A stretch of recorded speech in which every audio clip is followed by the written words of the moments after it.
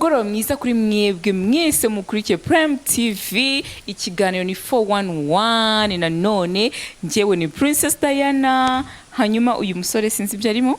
Introduce me please. Turi kumwe n'umupapa uherutse gushaka vuba, Edman. Ntabwo ari ku introduction nkaho ugiye guhamagara Diamond. For what? Ku rubyiniro. Umupapa. Yes.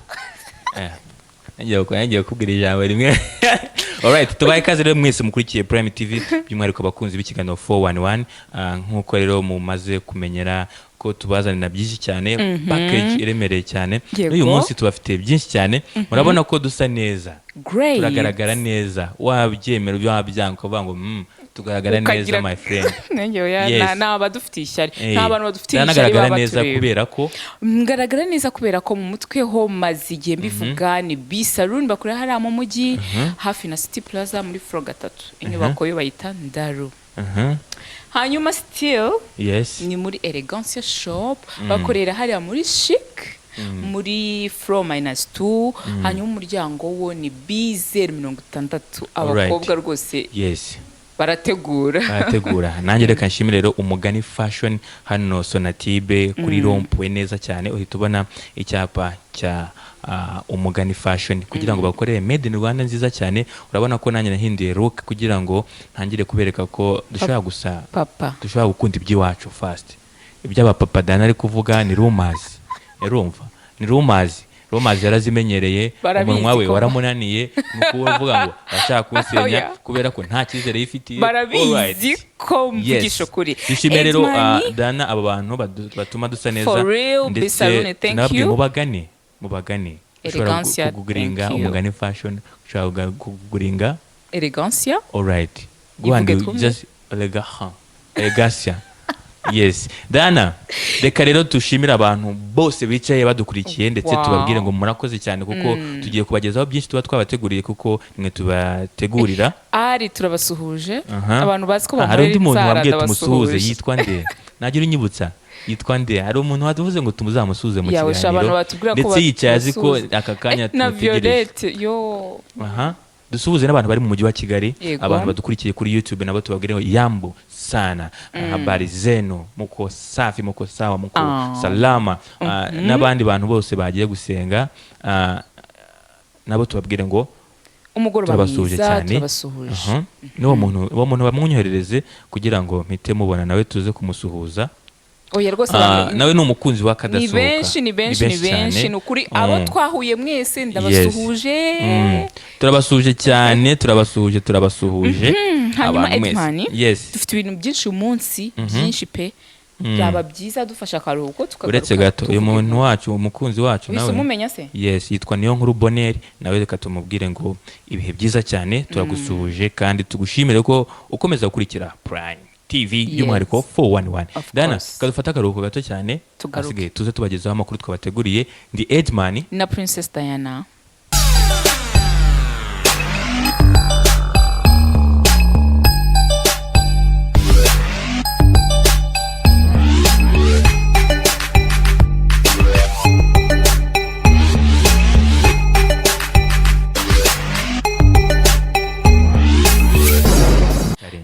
Twagiye ku nkuru ya mbere. Umunyamabanga wa leta muri Minisiteri y'Urubyiruko n'Umuco Edward Bamporiki yatangaje ko yasezera ku mirimo ye aho kugira ngo Minisiteri abarizwamo inafite mu nshingano umuco itera inkunga umuhanzi uririmba ibishego. Ibishego ni iki Dana? Ibishegu ni za ndirimbo uzumva ukumva ko hari imvugo zizimije ziganisha mu busambanyi cyangwa se imico mibi ibiyobyabwenge ibintu nk'ibyo. Ayikomye Bruce Melody ndetse n'abandi batandukanye ndetse nagaragaza ko nyuma yo kwambura ubutore uyu Oda Paccy yahindutse. Ni ikiganiro rero yagize agaragaza uburyo abahanzi bo mu Rwanda bari gutandukira ndetse abizeza neza ko bakomeje na Minisiteri bafite mu nshingano my friend will never support them. Yaje kubagarukaho ko nibakomeza si no kwiyangiza gusa bashobora no kujya babura facilities wenda guverinoma ya leta igenda itanga ku bahanzi murabizi ibyo ngibyo byakurizamo kuba bahaga ibyo byose byahagarara. reka Diana tunyarukire kuri ino nkuru y'umugore w'umunyarwenya Kevin Hart. Uyu ni Enoch Hart, yamaze kwibaruka umwana w'umukobwa. Yes, abamwita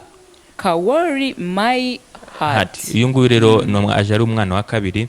Navuga ko ari ibyishimo kuri uyu muryango wa Kevin Hart, umunyarwenya mukunda muri benshi. Indi nkuru rero twabagezaho yagiye icicikana ku mbuga nkoranyambaga mu cyumweru dusoje, ni y'uyu mukinnyi witwa Eric Dyer ukina muri Tottenham. Ubwo umukino wari urimbanje, uyu musore akava mu kibuga akiruka akajya mu bwiherero, ariko Mourinho nawe umutoza wa Tottenham amwirukaho ati niba iki bibaye ma friend. Ibintu byagiye bisetsa abantu, byagiye nyine bitungura abantu. Iyi nkuru iri so funny ukuntu. Iri so funny cyane. Ukibaza eske yamwirukangaho kubera iki? Ni ukuvuga ngo Mourinho yabonye uyu Eric Dyer agiye kandi akina mu kibuga hagati, aravuga ati oya, kuko akimana no kugenda habonetse amahirwe yo kuba Tottenham yatsindwa, ariko still ntibyaba. Mourinho yavuze ko yagombaga kugenda gukurikira uwo mukinnyi ngo amushyireho igitutu kugira ngo agaruke. Mourinho yemeje ko nta kindi yagukora kuko yagombaga gukemura ikibazo n'umubiri we. Already nawe uyu musore witwa Eric Dyer nawe yavuze ko byari ngombwa. Dana rero navuga ko mu makuru tuba twabafitiye nyine yagiye trendinga cyangwa se inkuru nyamukuru mu makuru tuba yaragiye atambuka cyangwa se yagiye acicikana hirya no hino, nizo ngizo tuba twabateguriye. Ndetse tunabibutse ko turaza kubereka urugendo twakoze n'uyu musore watsinze mu gace kacu ka Social Media Street Challenge. Uyu nawe ni Kelo. Okay. Yes, Kelly Kelo. Uyu nguyu rero nawe twagiye muri studio turakora my friend. Imizigo twakoze murayibona muri 411. Ese ufite amatsiko yo kubona no musore ko yagiye muri yari bwa mbere Diana. Okay, but we did something great. Twakoze ikintu cyiza cyane majyana mubibona muri 411. Reka rero Diana twinjire mu gace kacu ka Social Media Street. Yes, let's now come back in Social Media Street.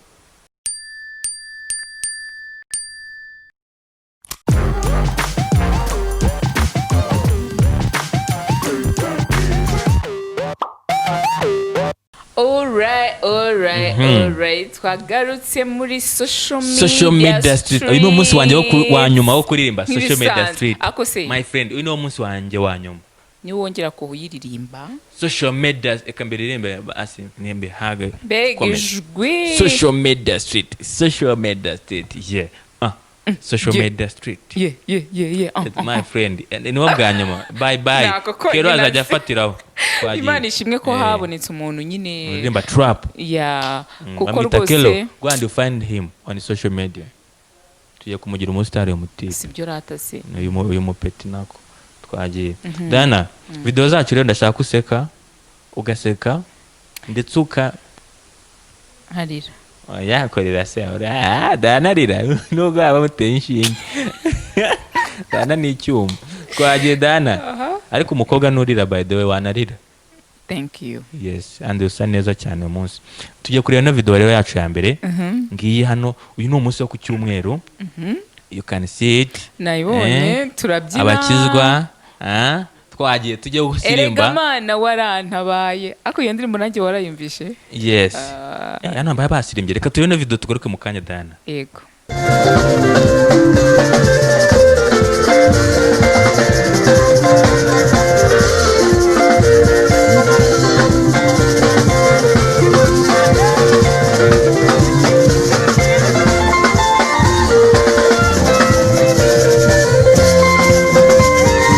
Nabonye uyu mugore very dangerous. Amubonye kuri acuranga gitari.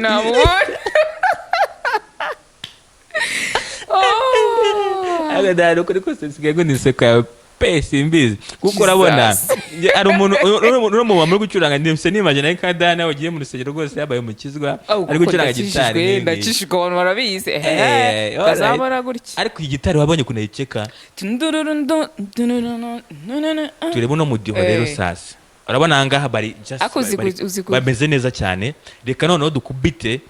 Uzi gucuranga gitari? Nzi gucuranga ka gitari ariko nzi kuyicurangira mu kanwa. Ntabwo nzi kuyicuranga just like this. Kenyenseka nk'abakobwa nsiga barose kose usiga seko ariko ntabwo utazi gucuranga gitari mu kanwa. Sibyo? nakasonye nagize kasonye nigeze kwege tujya muri studio saga ngo kari kwiyagucira kari kuvuza amadebe nkaho ari yakugoriwe twagiye ku indi video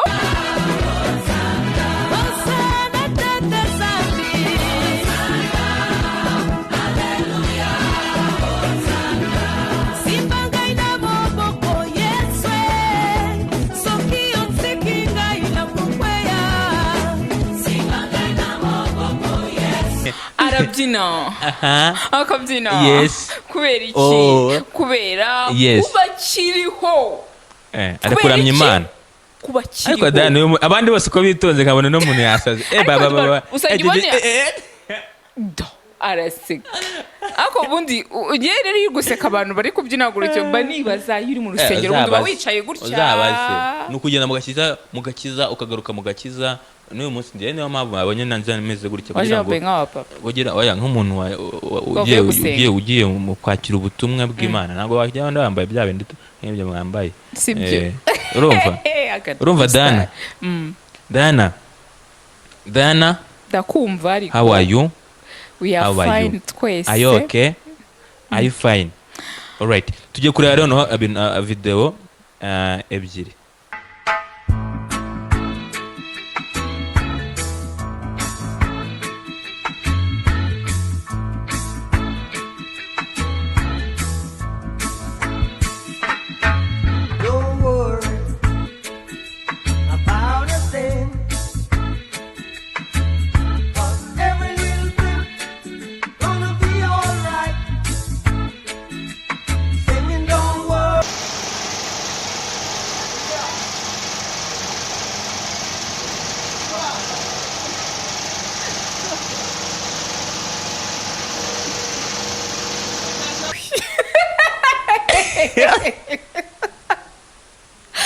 your boyfriend abusiri baje bambabarira akagabo kitwa Rewisana kwa kandi nagukusetsa ubarebye nubana kigereye i Kigali rwose akabati ifiriti hari ati hoya ifiriti ntabishaka Edmani kankubwire uwo musore mbara umusombarindi no kuri ikigori avoka ndetse na n'iji cyangwa n'ibyera ariko n'ibyera uko bigaragara rwose ko ari urufuro mwajye menya ibintu bijyana koko ntabwo bijyana namba ariko ibintu byose ni he mu mutwe uyu nguyu yageze mu mujyi aravuga ati ni mu mutwe yavuze ati kabisa akankubwiza ukuri iyo mafiriti ntayo nzi akandi ni salade ni choko kana kushi asa bonde Dana wowe kuri wowe se wabikora oya nje nago nabikora wabikora Dana nasa mujya munabibona rero no sasa rero uyu musore we ratangaje pe Dana indi video rero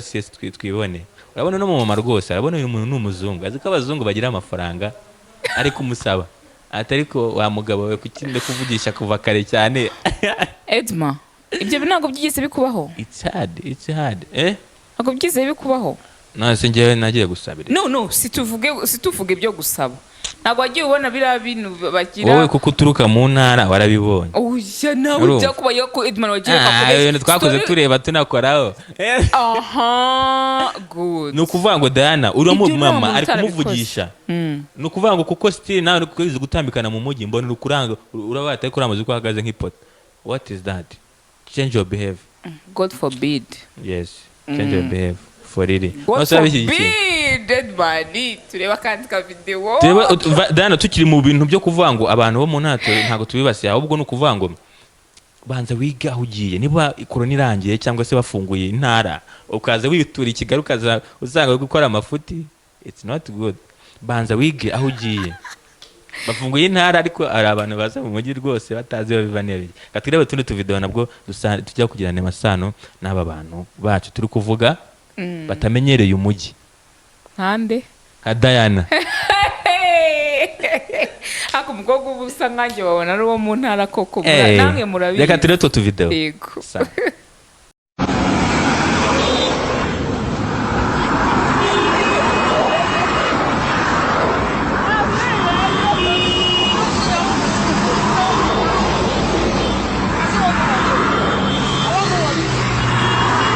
Ongera katawa.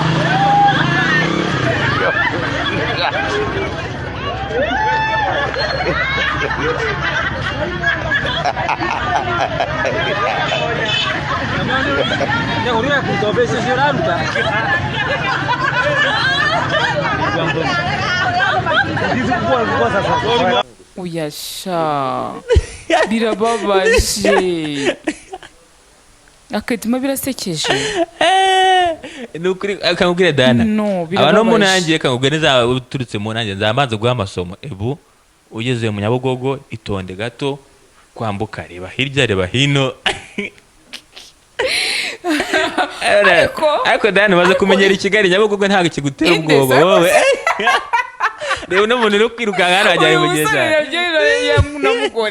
kuko urabona Nyabugogo umaze kuyimenyera uramba yewe nuye hano mu mujyi kati gutambukanya barongo ariko Dana reba no mugabo wamubonye arambuka n'ukuri kose kangubwiza ukuri no mu mutima wamuvuyemo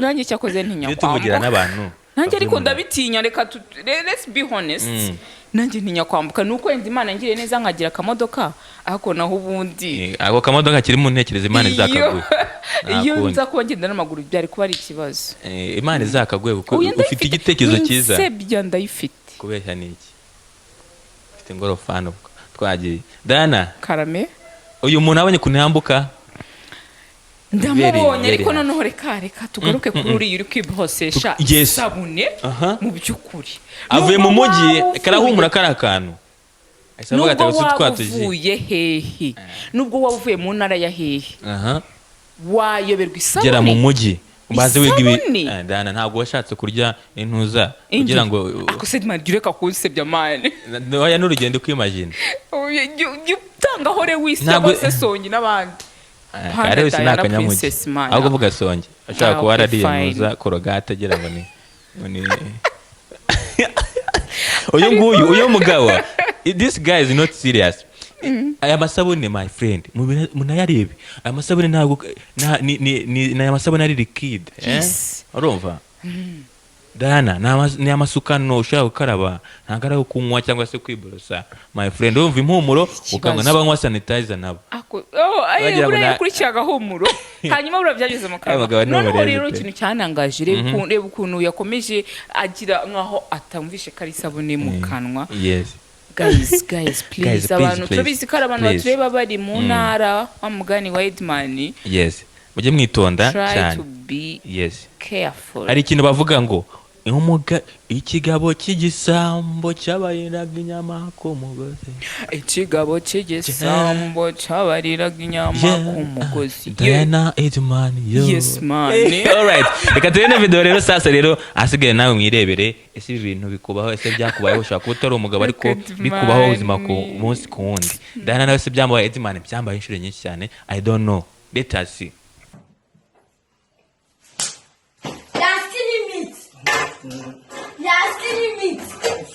oh my god no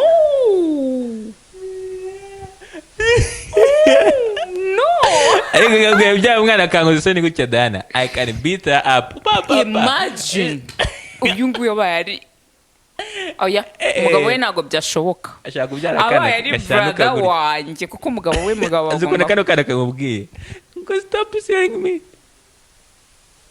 uti stop stealing meat oh yes bisobanuye iki Dana rekera kwiba inyama niyo mpamvu twaje mu kanima kavuga ngo ikigabo cy'igisambo cyabariraga inyama ko mugozi ikigabo cya Diana cy'igisambo kimarira inyama mu isafuriya uzabaze Edman I'm a good singer for it uyu mugabo yahuye n'uruva gusenya cyo umugabo aramba ariko seka nkubaze ni umugabo sibyo ni umugabo tubyita umugabo Dana mbabariye ko ariko se reka ndibaza agiye akabwira madamu ndumva nshaka inyama uyu mwana umugabo nyine ashaka kwitambukira mu gikoni abagabo ntaho tuyatugirira zirangiye uzabaze ushaka kwitambukira kuriya kuki se mwumva mu gikoni buri kanya excuse me ntago tunabitinda ushaka gutambuka ukifatira akanyama ukigendera kuko wazi hasi my friend ariko uyu mwana yamutoje umukene uko rwose niba asanzwe abikora umukozi wo mu rugo nakabikora no kuri papa we I don't know alright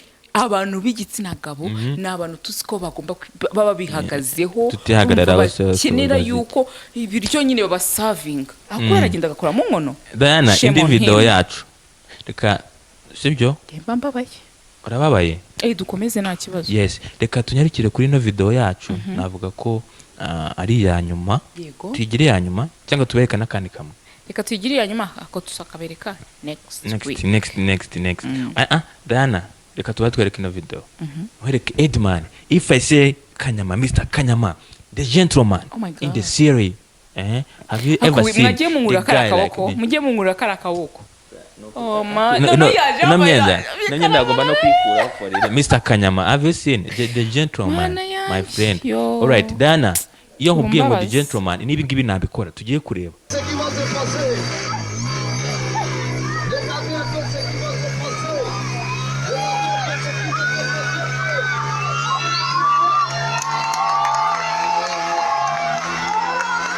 announcement yes umusore uziko ameze nk'uyu muntu tumaze kureba ka video please text me on Instagram Princess Diana akarongo 250 ubu tugiye mu rukundo nese Diana kwangubwire dore igihombo ufite Diana yavuze ko akeneye umusore nk'uyu nguyu azajya nakurira mu nzu unerura njye ngo nasa zaguterura n'amaboko ntago ari guteruza amaboko ni amenyo abandi babaga badana ari kuri inyama mu masafuriya uri strong ufite kimemani. You're right. Diana, Princess, how are you doing? Are you okay? Are you fine? Of course. Princess Diana. Yes. Diana, dusoreze kwa akavideo twibyinira tunigendera tujya mu siko tutadinya gushadina. Yes, reka turebe no mu papa twishyire muri modo kubyina dore ko ubu ngubu sasa sometimes abantu baba bakeneye no kususuruka. Reka turi no video tugaruke mu kanya dusoza agace kacu.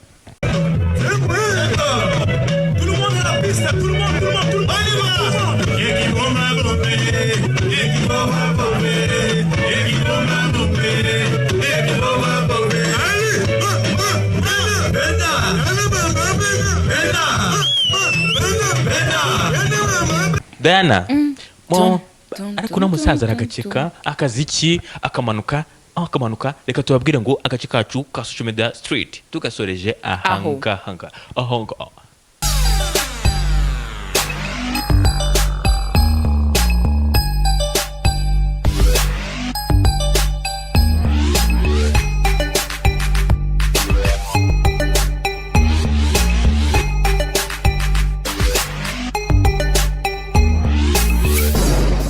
Yes, tukaba tugeze mu gace kacu k'umutumirwa uyu munsi tugiye gukizwa. Uyu munsi Diana, uyu munsi ni ku cyumweru ndavuga ko ari umugoroba udasanzwe. Ni umugoroba tugiye kwegereza n'Imana, Tugiye kwiyegerezanya n'Imana. Yes. Tugiye gusenga, tugiye kuririmba. Oh my God. Uyu munsi okay, abadukurikiye cyane abagiye no gusenga uyu munsi tubabwire ngo uyu ni umugoroba uraza kugira akamaro mu buzima bwawe dore ko tugiye kuganira byinshi cyane n'uyu muhanzi dufite mukunda muri benshi uyu nta wundi ni Patient Bizimana. Welcome. Nubwo Patient rero mbona amabwiriza ashobora kuyakurikiza sanitize Diana taza kuba washyira ubuzima bwacu mu kaga. Alright Patient tuguhaye ikaze. Yesu ashimwe. Alright abantu rero badukurikiye bakomeje kutubwira ati dukeneye umuramye. Patient Bizimana nguyu ari hano rero uratangira kwibwira abadukurikiye byinshi maybe batazi kuri wewe batazi bagiye kumenya akakanya. Murakoze nitwa Patient Bizimana nkaba ndumuhanzi mu Kristo uri indirimbo zimbaza ndetse zikanamya Imana. So buriya se sibyora ntibihagije ariko ntabwo bihagije baririmbireho gatoya muri byajwi ryawe bakunda. Patient turatarama uyu munsi tugiye gutarama cyane ko abantu bakunda indirimbo zawe ari benshi pe. Ubwo burandenze reka ngushime unyakire ijwi ryanjye ryumvikane mu gitaramo cy'abaramyi umutima wanjye wuzuye ishimwe ryakire. Patient waremewe kuririmba ubutumwa bwiza. Right. Pasi rero kugira ngo winjire mu muziki byahereye he, byatangiye ryari? kugira ngo ninjire mu muziki by'umwihariko uramya Imana. navuga ko nakuze nkunda muzika. Actually navuga ko ari ibintu navukanye. Yego. Nkomeza gukura nkunda kumva indirimbo gutyo nkumva biranejeje cyane. Then bigera igihe ku bw'ubuntu bw'Imana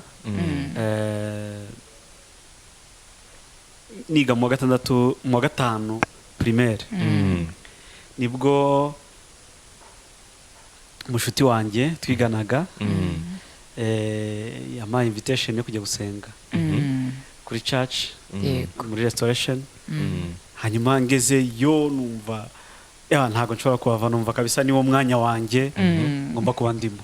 Yego. So guturuka icyo gihe rero kugeza uyu munsi nakira agakiza kugeza uyu munsi.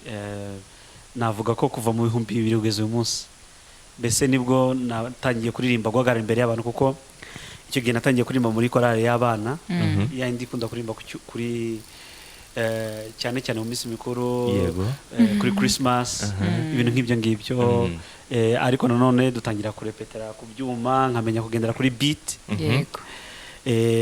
Guturuka icyo gihe kugeza uyu munsi rero nibwo buzima nabaye munsi ndabuvamo. Pasi uri umwe mu bakora ibitaramo, ukuzuza amasare, ukuzuza insengero, ariko utaragera aho ngaho, tutaragera kuri ibyo bitaramo, ugitangira kujya kuririmba bakwishyuye, ni amafaranga angahe wishyuye ku munsi wa mbere? Igihe cya mbere ujya kuririmba wishyuye amafaranga?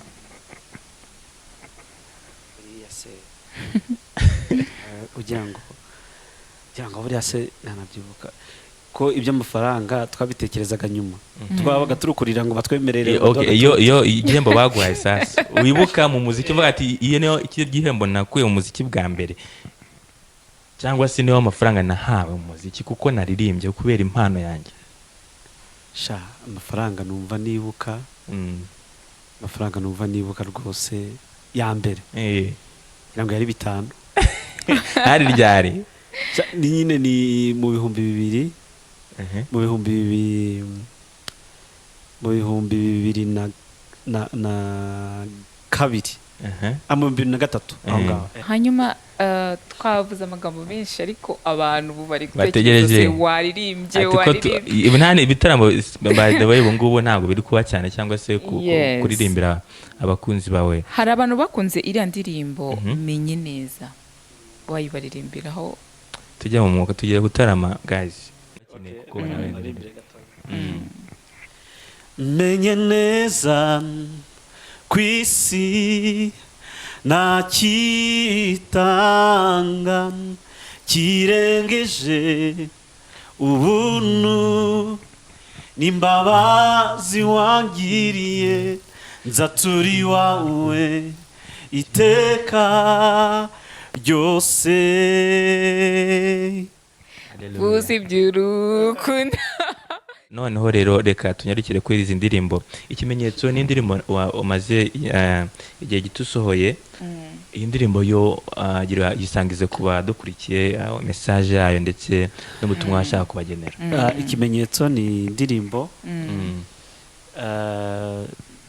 ifite amashusho meza, ariko amashusho atandukanye na video nakoraga kuko ni story. Ni story igaragaramo ndi kujya kuba umuede, ndi kujya gusaba akazi kakabura nkavamo, bakanyirukana muri ako kazi, ubuzima bumeze nabi, turage, ariko Imana ikaza guhindura ubuzima bwanjye, ikaza kumpa akazi, ikaza kumpa n'inzu, ubuzima bukaba bwiza. Ni nk'amagambo meza, ni true story. Ni urugendo nashaka kwerekana rw'agakiza kanjye n'Imana, urugendo rw'agakiza ukuntu Imana yahinduye ubuzima bwanjye, ihindura ubuzima, imvana mu mwijima injyana mu mucyo, cyane cyane mbese ni urwo rugendo rurimo muri iyi ndirimbo, nicyo nashatse kuvuga.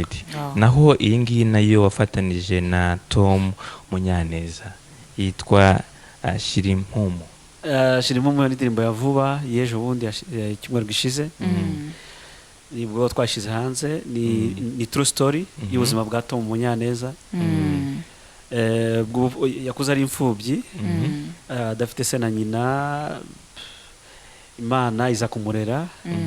Yari ari muri interna kwa kundi ababyeyi baza gusura abana, yego babasura, we akumva ari frustré, akumva afite umubabaro, agahita ajya mu gashambari agasenga, akaririra Imana. Rero niho iyo ndirimbo yavuye, arayandika, yitwa Shira Impumu. Ni indirimbo mu buzima bw'ubupfubyi, Imana yamufashije ikamuhindurira ubuzima, ikamufasha, ikamugira umugabo, akaba ari rwiyemezamirimo, mbese ubuzima bugahinduka. Ni story rero ishingiye kuri ubwo buzima bwa Tom Munyaneza.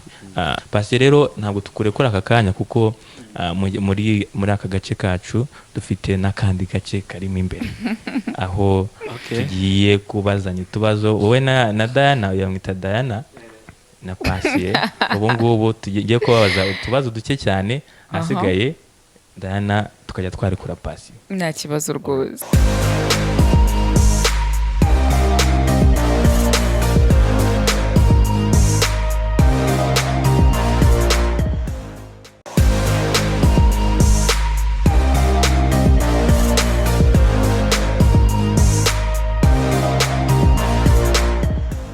Tugeze mu gace kacu kibaza, ibazwa. Diana, how are you? I'm good. Pasi, how are you? I'm fine. Are you ready? I'm ready. Yes. Right now I'm your teacher. Okay. Diana, cara neza nk'umunyeshuri. Niba abanyeshuri bicara bate. Ngiye kubabaza rero, ngiye guhera kuri Pasi. Muzi waririmbye indirimbo zikunzwe menye neza. Diana mumubona hano buri munsi. Alright. Pasi, murwa mukuru w'igihugu cya Canada witwa gute?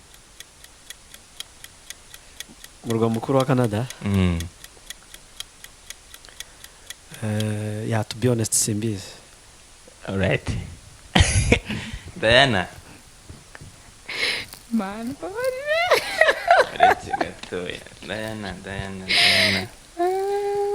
40 kugabanya 5 ni kangahe? Ngo gushye? 40 kugabanya 5. 40 kugabanya 5. Ibintu kubyumva neza. Sawa. Wakishe. Mubaza ibyoroshye we.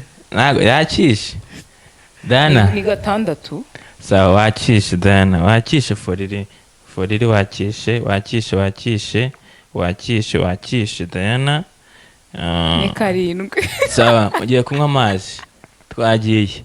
Ubu ngubu nta mikino Diana. Faster. Ndabizi ko muyakeneye amazi. Shareka mfe kuyanywa, nari maze n'igihe ntayanywa. Diana kurayanywa yose my friend. Oya, ndukuri ngiye nari maze igihe. Ngiye ibintu ndabikunda kuko niho nywera amazi munsi nganywa. Twagiye. Mugere vuba kuko mfite ibindi bibazo byinshi cyane. Mbega inyota nari mfite we. Nagiye mutangaje. Suko se. Jisho yakubi umuntu ashaka kuba afite wenda nk'ikibazo cy'umubiri adashobora kunywa ji. Diana mugere vuba. Oh my friend. Okay. Pasi, umurwa mukuru w'igihugu cya Canada bayita Ottawa. Diana. Nge navuze ko ari 7. Ni 8. Usikara 8 koko. 8 koko. Twagiye. Agere ku nyota. Diana ko mutanywa vuba. Ariko ndabona iki Pasi yagikora pe. Ndabona ari buze kugikora. Diana. Uvanze amabara umutuku n'umuhondo wakuramo irihe bara? Amabara ayangangiye kubwira umutuku n'umuhondo wakuramo irihe bara? Ubaza Pasi yambe mbitekerezaho. Wakishe? Oya ndi kushaka kumva wakishe nyasuka hakiri kare. Wakishe. Umutuku n'umuhondo. Sawa. Itonde se? Ni nyasuka ntabwo njya kunsubiza inyuma. 1, 2, 3, 4. Icyatsi. Sawa. Oya Diana wanywa amazi. Wabyishe byose. Nakubwiye ngo yanayanywa. Mana ya ndabizi iki kiragikora. Ndapfuye. Pasi rwose njye ndabizi aragikora. Pasi. Yes, the hit maker of what? Of what? menye neza twagiye. Are you ready? Yes, of course. Yes. Tubwire urugingo rwitwa intestine. Yes. Mu Kinyarwanda niki? Ntabyo nzi. Ntabyo nzi. Uranywa amazi? Cyo nicyo gisubizo. Urura. Ibyo bibazo uri kubaza eske wowe wabishobora? Nabishobora cyane.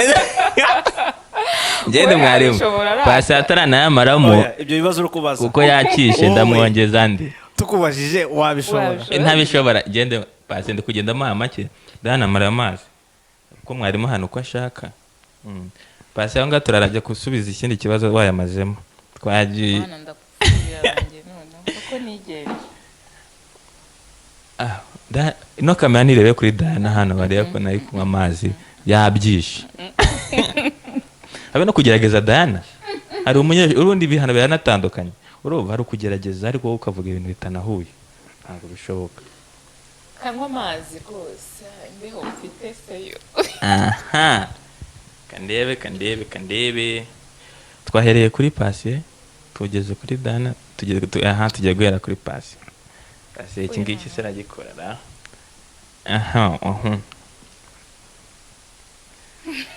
Ugiye kubara neza. Wumve neza. Abadukurikiye muri abibona ko Diana nywa amazi vuba na Pasi nayo Mariya kuko ndi kugenda mushyiramo imiyaga. Cyangwa nje mwarimu ahita ahindura abazi ikibazo no gikomeye. Alright. Pasi, ijambo fashion igizwe n'inyuguti zingahe? Pasi, inyuguti 7. Fashion igizwe n'inyuguti zingahe? Inyuguti 7. Nicyo gisubizo cyawe? Kandi ndaza nkubwira niba wakishe cyangwa wagikoze. Nagikoze ndabizi. Alright. Ndi sure cyane. Diana, Conakry ni umurwa mukuru w'ikihe gihugu? Iran.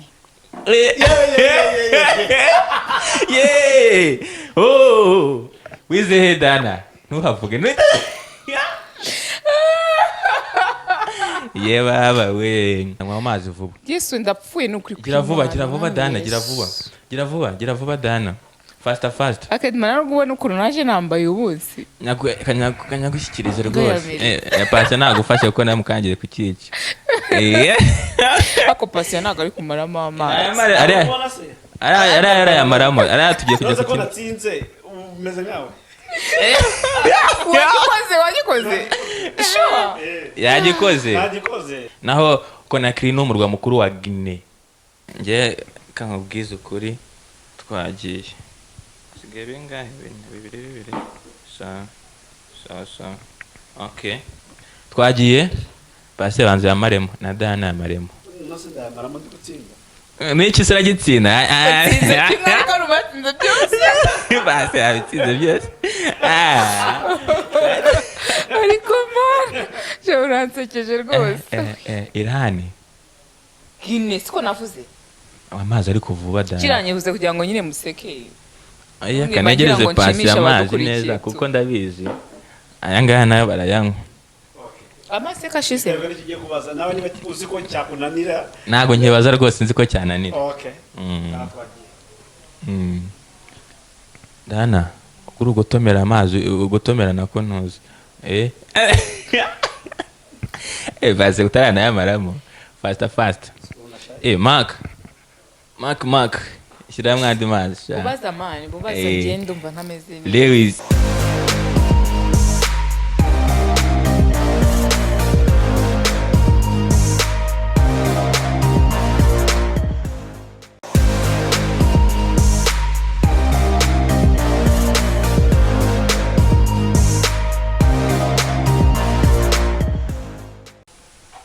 Okay. Diana, nywa amazi vuba.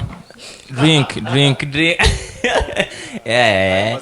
Ariko uyu mukobwa amazimano muri prime kweli. Muza gutwicisha amazi mwajye mudoma amazi cyangwa amata. Mugana kaju. Amazi Diana, dore gukeneye n'amazi. Gira vuba. Kutamana mwa amazi. Twagiye. Pasi. Yambwira kabisa. Are you ready? Yeah. Hit maker of twagiye twandikire ijambo dictionnaire cyangwa se dictionary. Dictionary. Spelling. I C T I O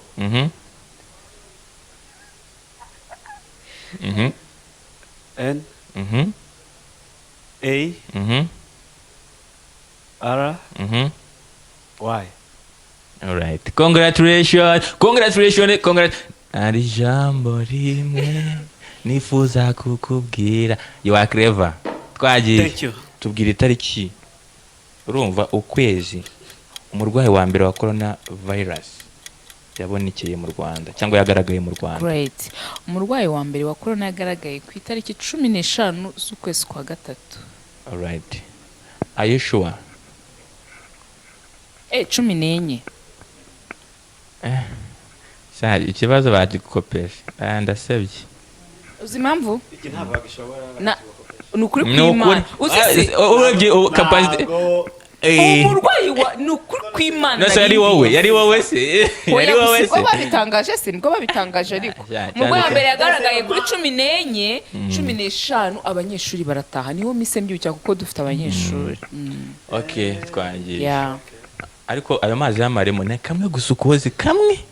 Ariko nabwo ari nako amahirwe ya kabiri ntago nagakoze kuri first chance. Tubazo tubira ibibira uri mugomba kubinywa. Kasi yari radi. RSB mu magambo arambuye.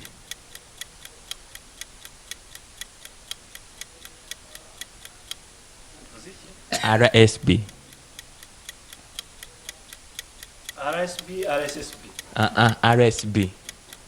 RSB. Ni ibiki? Ntabwo ari RSSB. Ntabwo ari RSSB. Yes. Ntabwo ari RBC. RSB. Passion rati. Unagariki. Ntabwo ari RSSB. Ni RBC. Ni RSB. RSB. Akoze kutakimbaza. Twagiye Passion. Uvuze RSB. Rwanda Security Board. Yes. Agikozeho gatari kurakishe. Gape. Dana. Karame. Uramwa amazi Passion. Kamenya gusikira we yasindagiza. Oya na yanywe niyo yanyuma. Ani nayo yanyuma rwose. Ndanahoza ntasoza yape. Isa. Nuko zakigotora. Dana. Karame. Ntabwo ugiye kuyanywa harya. Timbe. Tubwire ibihugu bibyaza umusaruro ikiyaga cya Tanganyika ni bingahe ni ibihe? Dana, tubwire ibihugu bibyaza umusaruro ikiyaga cya Tanganyika ni bingahe ni ibihe? Iravuba. Yako waya fase nawe umunyeshuri. Nubwo yazana nawo bavukana. Oya, tubigije uretse kugorana. Passion barumbwira impamvu uvuze ko. Yine mpamvu ubuswagaragaje nyine buragaragara. Passion, why? Ntabwo icyo kibazo agishobora rwose. Urakizi se wowe? Wowe nuko umvishe nawe utakizi niyo mpamvu uze. Kwaje gakivugaye niba ukizi. Ngiye rwose. Sha. Si iki kibazo. Rwose numvishe wamukiramo nandi mazi. Kuko nzi ko bitakunda. Passion kuko abivuze. Kamfe kuyanywa kuko abivuze. Wakishe. Nukuvuga ngo Passion ari byo ashaka ashyiramo amazi. Siko ngo Dana arakishe. Dana. Yanjye. Bego kugora. Kandi ntabwo kugara kirana kombe. None nyagasayuba. Dana. Miru Passion nkore. Wirira Dana.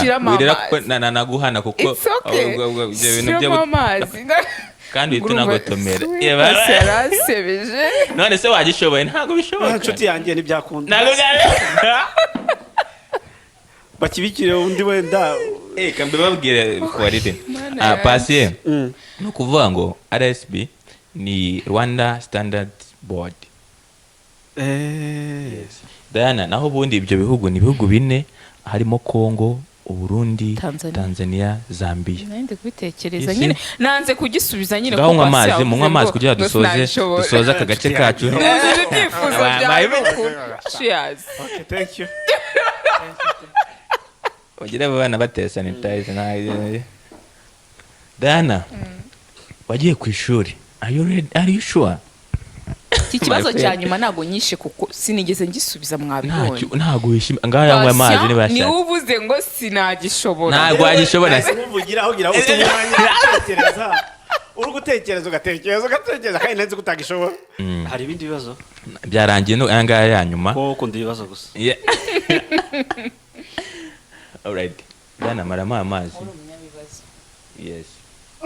Tereka rero dushimire Patient nawe wabashije kwitabira ikiganiro cyacu 411 kuri uyu munsi kuri uyu mugoroba. Reka tugushimire cyane Patient. Ya mwakoze twakira Imana y'umugisha. Mwakoze no kutuzimanira amazi nubwo twatsinzwe ibibazo tukanywa. Amazi ni meza ku buzima. Yes. Ya Imana y'umugisha turashimira abadukurikiye. Mwese Imana y'umugisha kandi mukomeze munezererwe Imana kandi tunakomeza kwirinda icyorezo cya coronavirus. All right. Reka Diana duherekeze Patient twaruke mu kanya.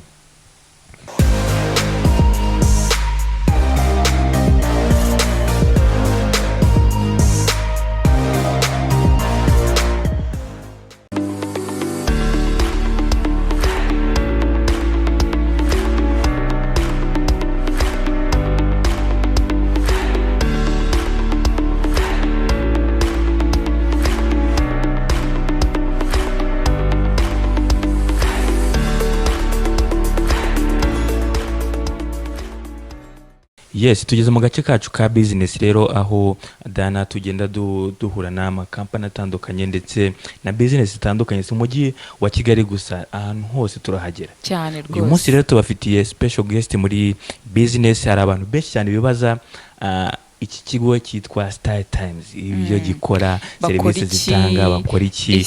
Hari n'abaduhamagara by the way hano kuri Prime TV ariko uyu munsi bagiye gusobanukirwa. Yes, bagiye gusobanukirwa byinshi bibaza kuri iki kigo cya Star Times. Rero reka duikaze umutunga dufite waturutse muri Star Times kugira ngo wadusobanurire byinshi cyane. Ikaze. Tugwaye ikaze muri 411. Yeah. Mwamubonye rero. Ko rero mwamubonye.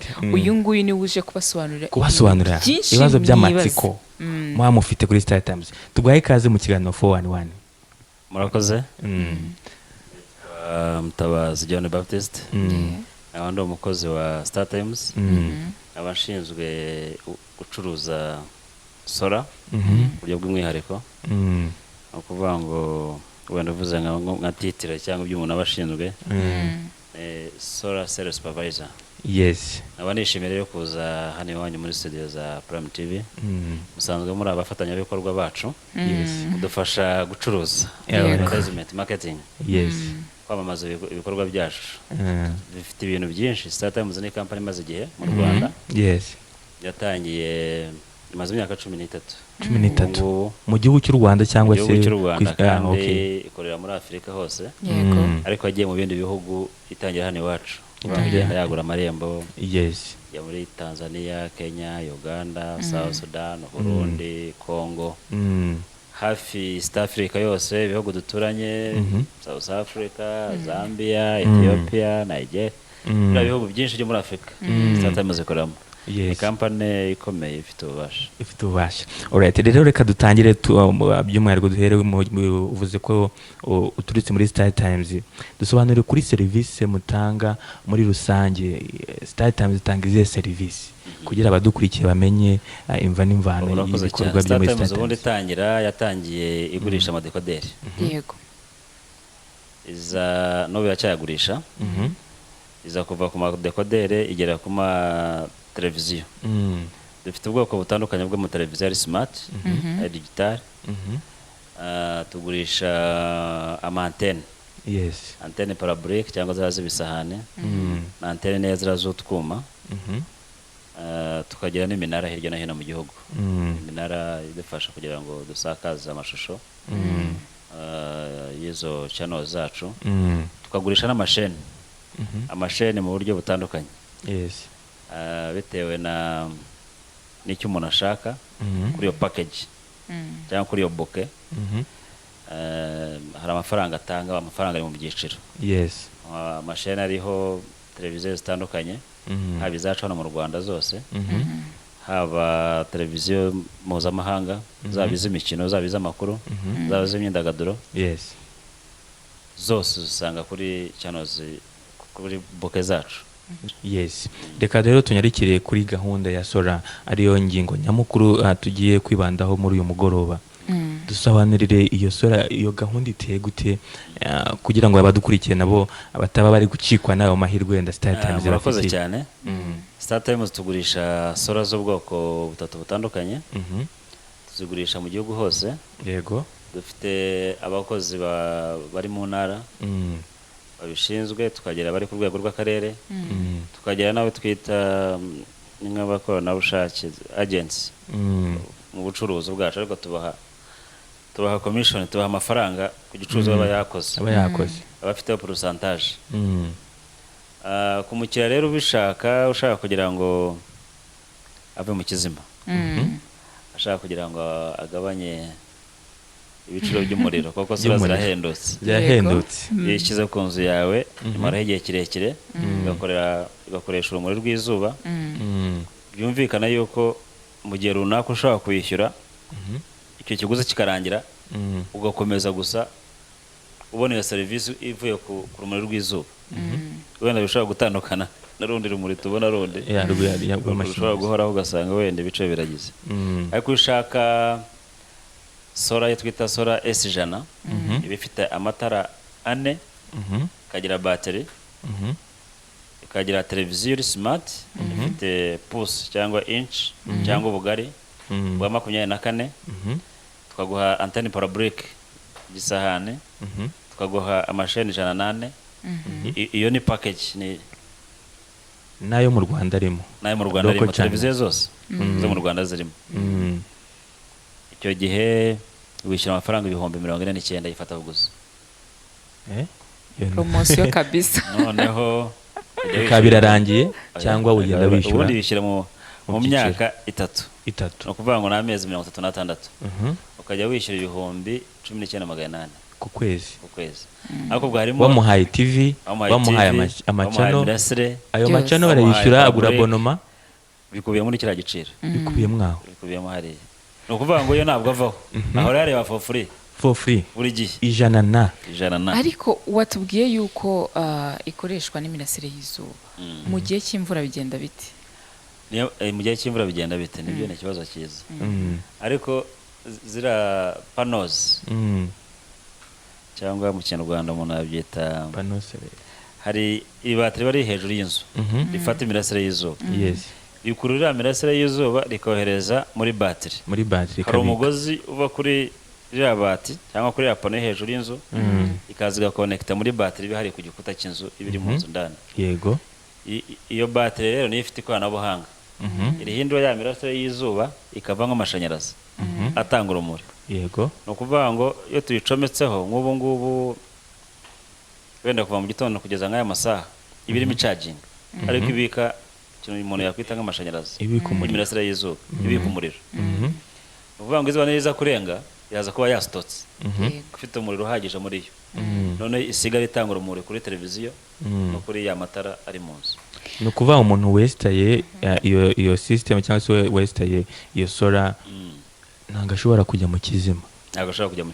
Kuvuga ngo n'imvura mu gihe cy'imvura, imvura ishobora kugwa nijoro ugakira mu gitondo igwa. Bivuze yuko nta rumuri rw'izuba rwabonetse, ariko ko yastotse muri battery, ibigenda igabanuka kubera ko nyine irimo gukoresha umuriro, ariko burimo igihe cyose haza kugira akantu kagahunyeza k'izuba iraza kongera izamuka batiri izamuka. alright. Ikibazo cyanjye rero nabwo ndashaka kugisubiza neza. Abantu badukurikira akanya bumvishe ibyo byiza byo gutunga sola mu ngo zabo cyangwa se mu bucuruzi bakora. Ni iki gikenerwa kugira ngo ahabwe iyo sola? Ni amafaranga 49,000 gusa? Nize steps kugira ngo abashe kwemererwa kuba yahabwa iyo sola? Ubundi umukozi wacu cyangwa umwagenti yageze ku mukiriya wacu akamwereka ibyo ducuruza, akamwereka karite, ubukomere bw'igicuruza cyacu ugereranyije n'ibindi byazi, kuko hari izindi kampani ziri ku isoko, ibiciro byabyo, nta kindi kintu tumusaba uretse ni ukuvuga ndaza n'amafaranga nkagenda. Muzankurikirana gute? Aho ngaho ni gute muzumva ko nishyuye amafaranga akarangira? Nta bindi byangombwa bikenerwa cyangwa se izindi process? Yes, nicyo nshaka ko dusobanurira abadukurikiye kugira ngo basobanukirwe. Uwo mukiriya yamaze kwemera ko twamufasha, kuko tuba tuje gusubiza ikibazo cye. Iyo ashaka ya S100 yeho na televiziyo yishyura bya 49,000, akabyishyura akoresha mobile money ye, akanda akanyenyeri 182 akanyenyeri 8 akanyenyeri 1 900 akadirisha akemeza, ahita abona ibikurikiyeho noneho agashyira nk'aya mafaranga. Ese nk'ubwo nta kuntu umuntu icyo gihe rero tuhita tumubona muri systeme zacu yuko yishyuye. Yego. Noneho MTN imuha message yuko yishyuye amafaranga.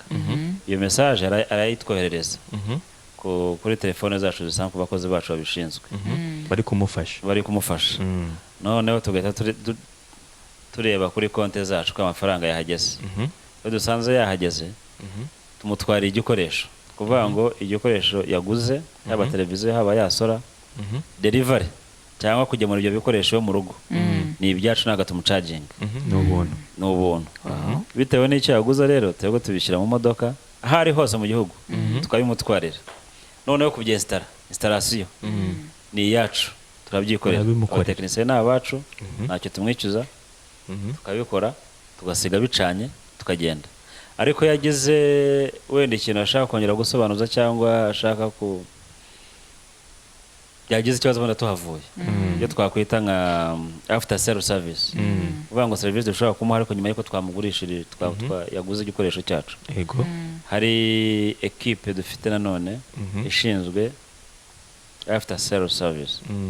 No kuvuga ngo itara wenda ntago ritanga urumuri ruhagije, ubundi amatara agomba kuba afite volt 12, cyangwa se televiziyo ntabwo nk'uko twabivugaga, ntabwo amashusho wenda yahindutse, ntabwo arimo kubona uko agomba kubona. Icyo gihe iyo equipe iragenda ikajya kuri tele, ariko umuturage ashobora guhamagara ku nomero isanzwe rusange, ugahamagara call center yacu, nabo tuba dufite indi equipe y'abakozi bari muri call center. Nomero ni 0782 15 66 00. So iyo dufashe abari kuri tele bagurisha, call center, equipe yindi ya after sales na finance, turabihuza muri system zacu tugakurikirana umukiriya. Alright. Hari ikibazo ngiye kubaza gatoya.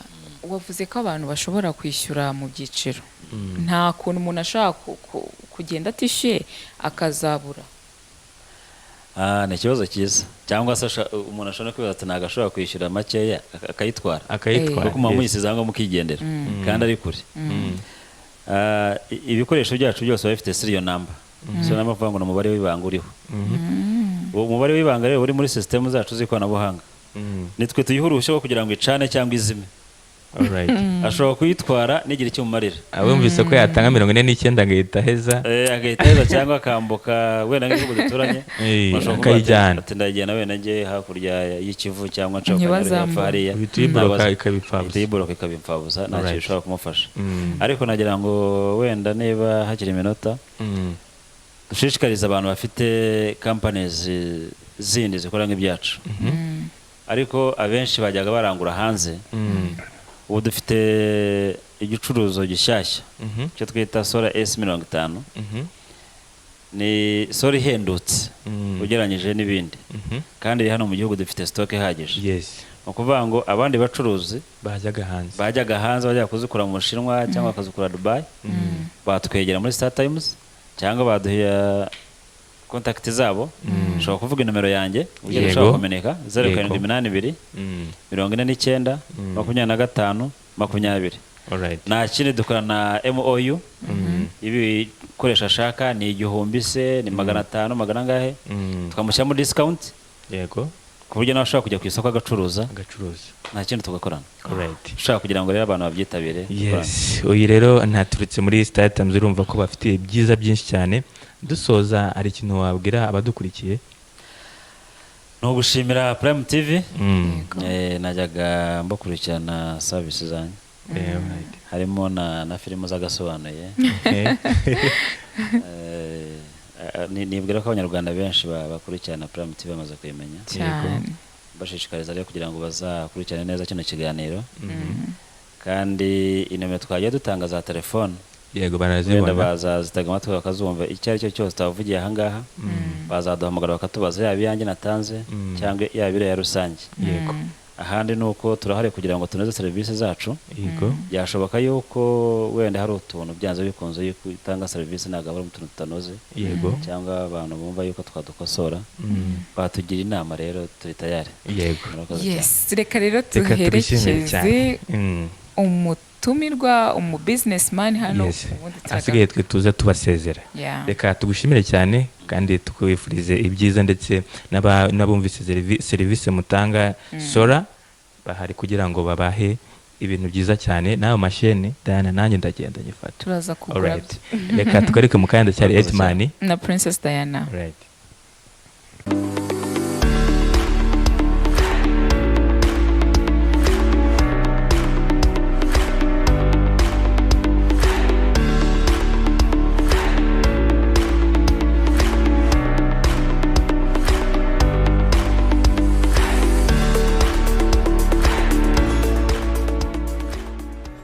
Diana rero, how are you? I'm good. Hanyuma Edmani numero. Uretse gato.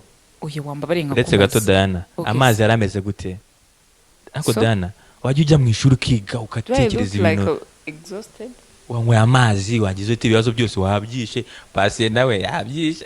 Epo. Patient. Hanya ni patient, ntagari patient. Yes. Patient. Patient. Patient. Nabivuga neza ariko. Patient. Alright. Narababwiye. Yes. Hanyuma Edmani ngo reka nkwibareze ikibazo cyanjye.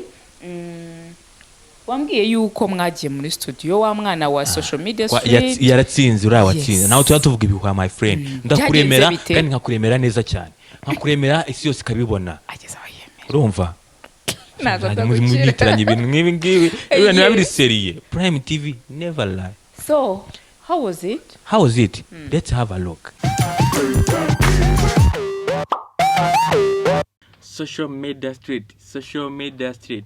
Alright, nkuko rero twabasezeranije twamaze guhitamo uwabashije gutsindira igihembo cyo kuza muri studio agakora agace kacu ka Social Media Street agakora iyo jingo ndetse tukamukora n'indirimbo. Uyu munsi rero twe ntabwo tubatenguha kuko turi hano muri Classic Sound aho tugiye kureba uyu muhanzi wacu. Uyu nta wundi ni Kelly.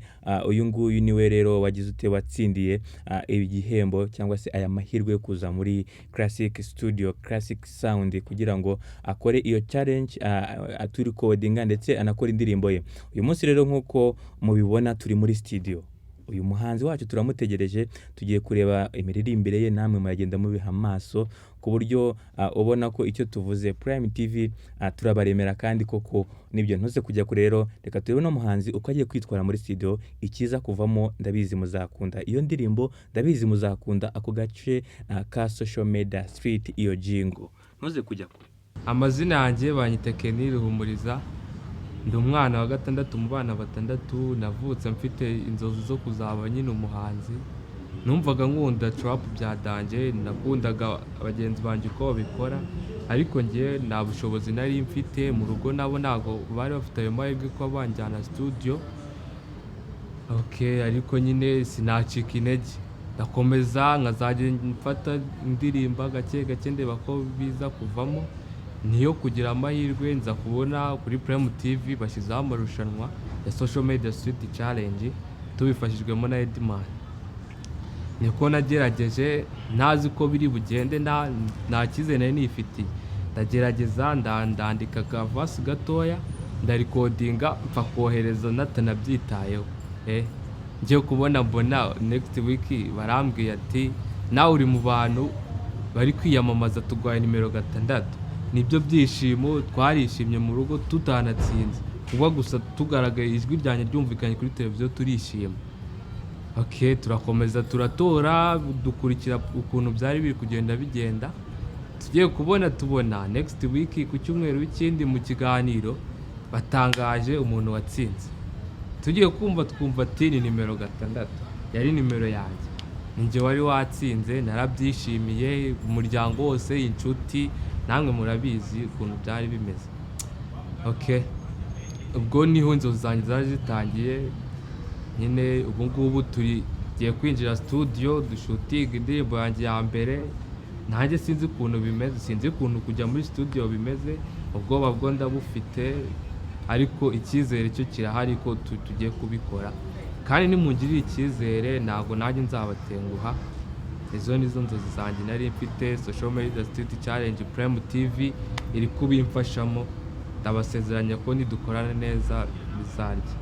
Yo King, bimeze bite se? Production yagenda se? Ari ntuza ari ama streamer ya trap ufite, tube tuyakusanya, tube tuyumva, twumve wenda twaza ko izo instrument kugira ngo turebe ko twakora ikintu kizima. Ndabonaje kabisa. Bro, ni wowe se? Ni njyewe. Kabisa bari watinze iminota mike cyane. King, dore nguyu rero style mwakora akantu witwa Kenny, izina ry'ubuhanzi ni Kelo Trap. Uri ready? I'm ready. Umeze fresh cyane, ufite morale cyane rwose. Alright. King, nabaho umwanya rero, mugatangira ukumva uburyo aririmba kugira ngo bikomeze. Abakunzi ba Prime TV rero kujya kanya uyu ni Kelo watsinze challenge ya Social Media Street, agiye gukora iyo jingo yacu ndetse akora n'indirimbo. Uyu ni umu producer mwita Flyest, wakoze hit zitandukanye, turizera ko ningi igiye kuba hit. Reka mbaho umwanya. Nice. Man, fresh papa. Witwa ndese? Banyita Kelo. Yego. Okay, ni King. Yeah. Tugiye gukora indirimbo imeze rero ushaka. Nta kajingo ka Prime TV tugiye gukora. Okay. Yego. Kamwumvisha hano uko bimeze. Beat.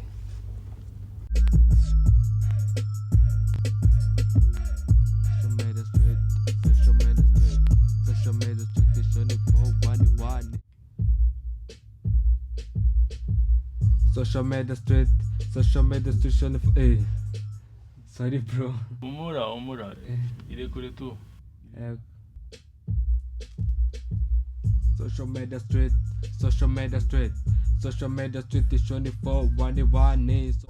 Social Media Street is Bro. Itis.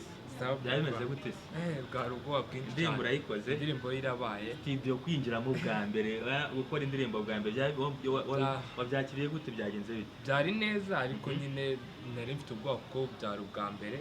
Producer nawe yangoragamo.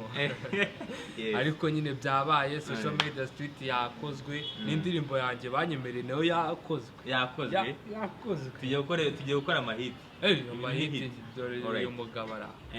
Ni ukuvuga ngo rero iyi ni Kelo avuye gukora indirimbo twamwemereye muri 411 mu gace kacu ka Social Media Street, aho twamwemereye kumukora indirimbo ndetse na jingo. Avuye muri studio, ibintu byari hatari, mwabibonye, mwagiye mubikurikirana uko byagiye mu Rwanda, ndetse akaza no kuba yabikora neza cyane. Ni umuhanga, tugiye kumujya inyuma kugira ngo nawe abe the next star, ndetse ndahamya ko tuzagenda tubagezaho byinshi cyane muri 411 by'umwihariko Prime TV. Kelo, ikintu wabwira abadukurikira akanya rero? Ikintu nabwira abakurikiye Prime TV ni ukubashimira kubyo bankoreye bantora kugira mbe ndahandi, kandi ndabakunda cyane, mbahoza ku mutima. Alright, reka dushimire Classic Sound rero yadufashije kugira ngo Kelo abashe gukora ibyo yemerewe na 411 Social Media Street. Reka rero dusubize umwanya abari muri studio. Dana ndetse na Edman. Alright. Wow. Ariko ndabwiye dore na Kasongi kare hari akambera umuhamya igihamya. Umva. Uyu mwana afite impano. Mwabibonye guys. Hari ibintu tutajya twirarira. Edman yo nkuremeye ndakuremera my friend. Do you understand? Ararapa trap wamubonye? Diana bamaze kubyumva neza cyane. Ndetse twakoze n'indirimbo ye.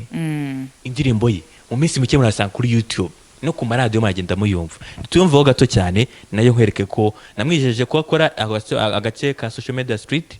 Social media street no munsi wa nyuma wo kukaba nakavugaho sibyo ndetse mwizeza n'indirimbo. Umva uburyo amanuka muri iyi mirongo ye imistari ye. Umwana afro wing. Abyumvise Dana. Mwana ararenze kabisa. Yes, reka twumve n'iyi mistari yiwe yo muri trap.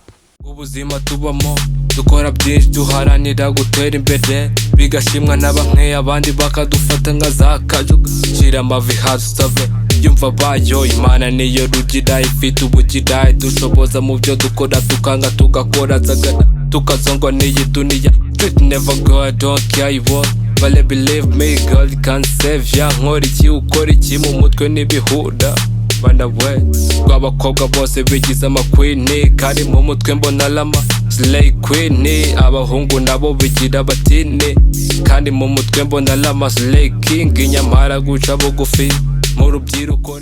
Dan hari ikintu tuba tuvuga ngo twizeze ibitangaza. Okay, still I'm serious now.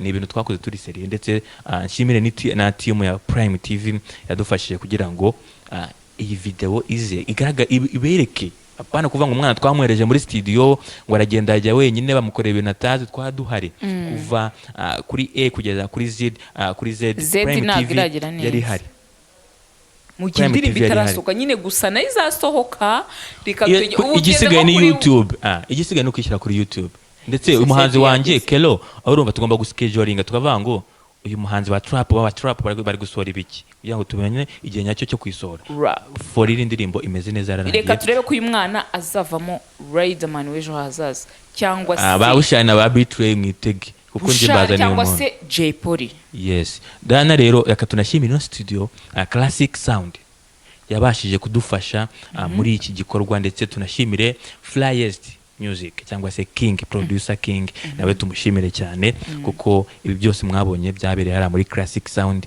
Navuga ko abahanzi mukeneye kubagana mubagane mubasange kuri Instagram mubandikire ni Classic Sound official. Asigaye sasa rero akazi gakomeze gakorwe. Ese urifuza ko nabyuka nkaremera undi muntu Diana tuzabitegera mu kiganiro cyacu. It's my turn. Wabaremeye nanjye buta genzaremera uzabaremera zateza imbere abakobwa ngiye abagore nanjye abakobwa sinabirose muri competition nabonagamo abakobwa. Dana rero reka tukomeze tunashimire Umugani Fashion yadufashije kugira dusa neza cyane kugira ngo se neza cyane hano Sonatibe kuri roundabout ari tubona icyapa rwose ugikadusa naho de centre ngo nihe ngo nanjye nzaje kugurira yo mu Kamede in Rwanda umusheri wawe nta ufite ariko ramufite uzagenda umuguri hano Sonatibe muri roundabout usa nkaho werekeza kuri centre bitubona ibumoso bwawe icyapa cy'Umugani Fashion kugira ngo ibintu bigende birusha kugenda neza cyane bakwambike neza cyane bagukora ibintu byiza cyane made in Rwanda nziza cyane my friend they are good they are the best. Dana marabizi elegance kabisa abakobwa banjye bari class bishaka kwambara dukanzu twiza inkweto nziza gusa neza amabiju mubagane ni muri chic. All right, from -2 room B060. Yes. 60. Yes. Reka rero Dana tubwire abadukurikiye mwese ababanye natwe kuva ku ntangiriro kugera ku musozo tubashimire cyane ndetse tubabwire ko muri abakunzi bakadasohoka. Guys nukuri muri abantu b'ingenzi ngewe nukuri hari abantu njya mura nabo bikandenga gusa natwe turabakunda Imana sibyo? Yes, tubakunda. Dana reka tubabwire ngo bye bye ciao ciao good night. Bye. Night.